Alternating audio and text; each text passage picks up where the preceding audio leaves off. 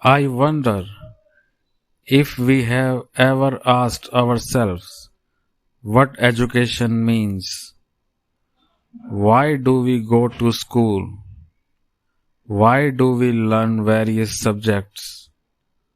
Why do we pass examinations and compete with each other for better grades? What does this so-called education mean? And what is it all about? This is really a very important question, not only for the students, but also for the parents, for the teachers, and for everyone who loves this earth. Why do we go through the struggle to be educated? Is it merely in order to pass some examination and get a job?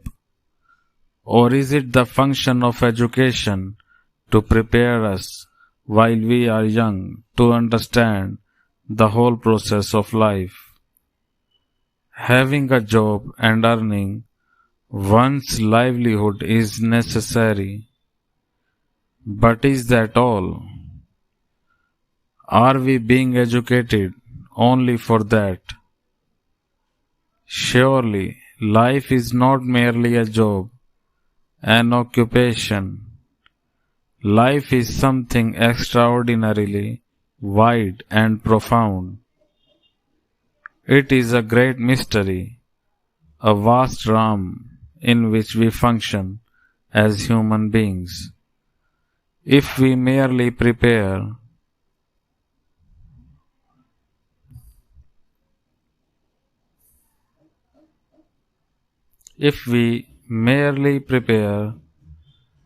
ourselves to earn a livelihood,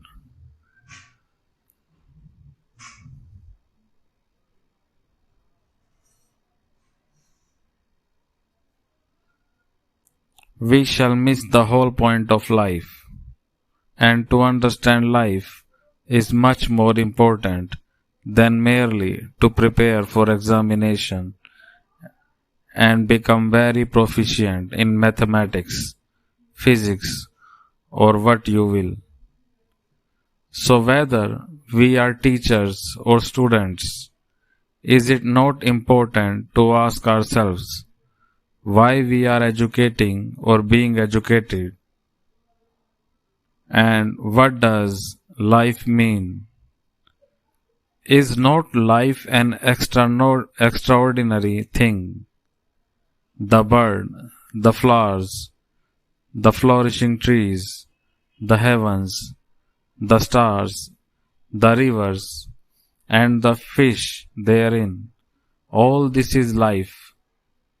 Life is the poor and the rich. Life is the constant battle between groups, races, and nations. Life is meditation. Life is what we call religion. And it is also the subtle, hidden things of the mind. The envies, the ambitions, the passions, the fears, fulfillments, and anxieties. All this and much more is life. But we generally prepare ourselves to understand only one small corner of it. We pass certain examination, find a job, get married, have children, and then become more and more like machines. We remain fearful, anxious, frightened of life. So, is it the function of education to help us understand the whole process of life? Or is it merely to prepare us for a vocation, for the best job we can get? What is going to happen to all of us when we grow to be men and women?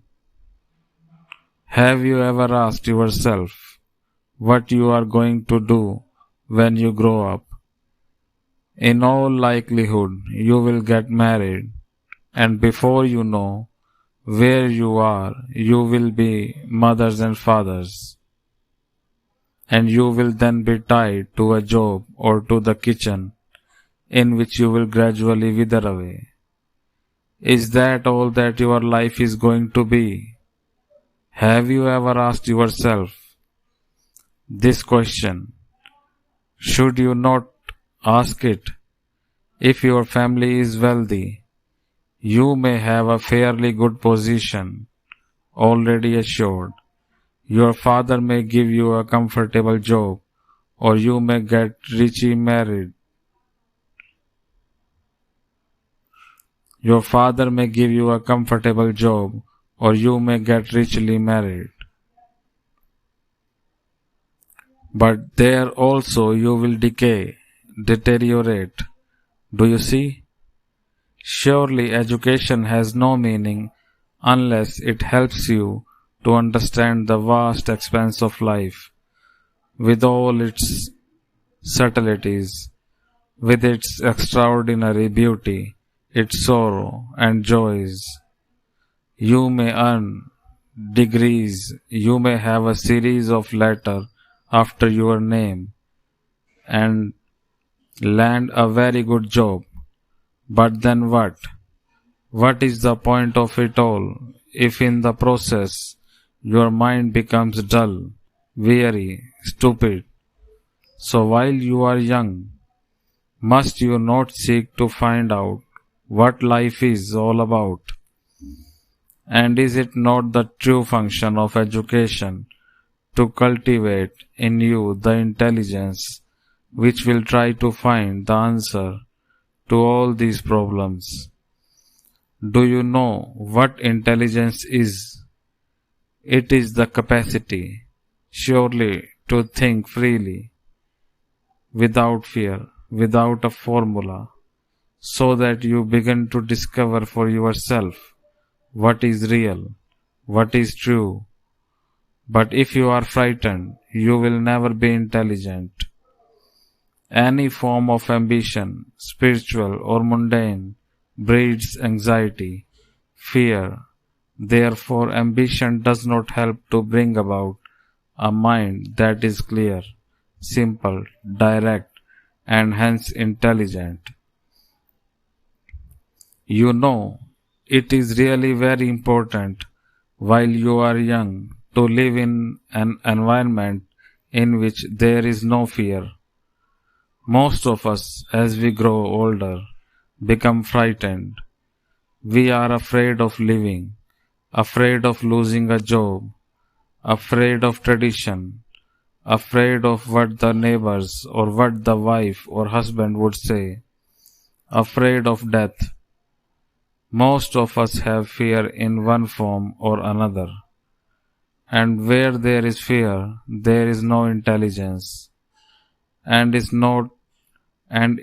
it not possible for all of us, while we are young, to be in an environment where there is no fear, but rather an atmosphere of freedom? Freedom not just to do what we like, but to understand the whole process of living. Life is really very beautiful. It is not this ugly thing that we have made of it. And you can appreciate its richness, its depth, its extraordinary loveliness only when you revolt against everything, against organized religion, against tradition, against the present rotten society, so that you, as a human being, find out for yourself what is true. Not to imitate, but to discover. That is education. Is it not? It is very easy to conform to what your society or your parents and teachers tell you. That is a safe and easy way of existing. But that is not living, because in it there is fear, decay, death. To live is to find out for yourself what is true and you can do this only when there is freedom, when there is continuous revolution inwardly within yourself. But you are not encouraged to do this. No one tells you.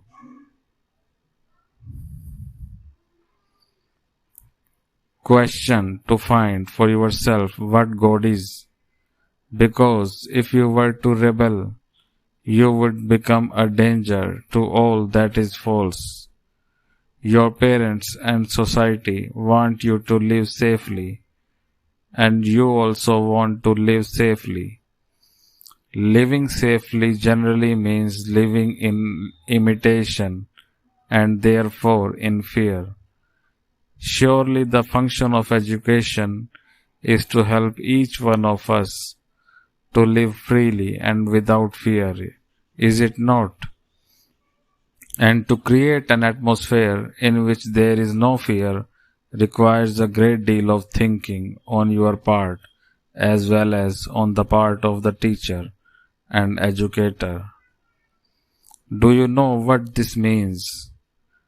What an extraordinary thing it would be to create an atmosphere in which there is no fear. And we must create it because we see that the world is caught up in endless wars. It is guided by politicians who are always seeking power. It is a world of lawyers, policemen, and soldiers of ambitions, men and women, all wanting position and all fighting each others to get it. Then there are so-called saints, the religious gurus with their followers. They also want power, position, here or in the next life. It is a mad world, completely confused, in which the communist is fighting the capitalist, the socialist is resisting both, and everybody is against somebody, struggling to arrive at a safe place, a position of power or comfort. The world is torn by conflicting beliefs, by caste and class, distinction by separative nationalist, by every form of stupidity and cruelty. And this is the world you are being educated to fit into it. You are encouraged to fit into the framework of this disastrous society. Your parents want you to do that, and you also want to fit in. Now, is it the function of education merely to help you to conform to the pattern of this rotten social order? Or is it to give you freedom, complete freedom to grow and create a different society, a new world? We want to have this freedom not in the future, but now. Otherwise, we may all be destroyed. We must create immediately an atmosphere of freedom so that you can live and find out for yourself what is true, so that you become intelligent, so that you are able to face the world and understand. Not just conform to it, so that inwardly, deeply, psychologically you are in constant revolt, because it is only those who are in constant revolt that discover what is true, not the man who conforms, who follows some tradition. It is only when you are constantly inquiring, constantly observing, constantly learning that you find truth, God, or love. And you cannot inquire, observe, learn. You cannot be deeply aware if you are afraid. So the function of education surely is to eradicate inwardly as well as outwardly this fear that destroys human thoughts, human relationship, and love.